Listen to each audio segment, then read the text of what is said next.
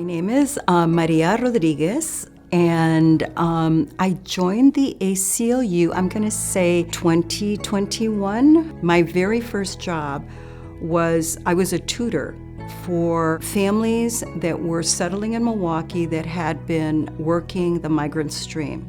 So these children were behind in number of areas, math and reading, and so I worked with children. The organization that I worked for was the Latin American Union for Civil Rights. We worked on access to voting and understanding, and I also worked as a poll worker, not getting paid, but as a volunteer interpreter at 17, interpreting what was on the ballot in the city of Milwaukee. So very early on, I began to see that these things made a difference. And even back then, which was the early 70s, we were talking about police reform and, community policing and things of that sort. So this organization really put into me that sort of DNA of the work that I would do moving forward.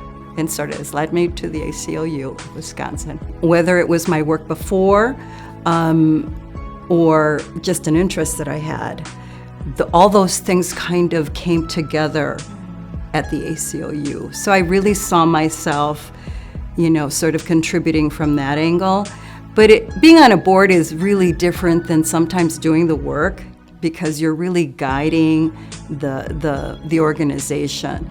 And the organization is very significant for the state of Wisconsin. At the housing authority that I worked at, which was in the city of Milwaukee, we felt strongly about people having a voice.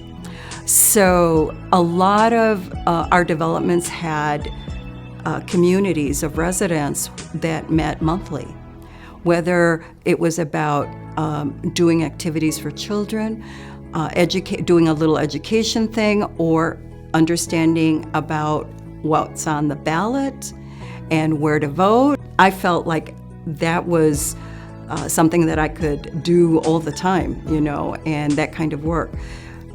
So it kind of led to other activities that I do as a volunteer, like the League of Women Voters. I'm on a subcommittee because I care about voter access, and that can mean a Spanish ballot, and looking at wards that don't have high voter turnout. So it isn't just about registering people, but trying to find out, why aren't people voting? Why aren't people exercising their right to vote?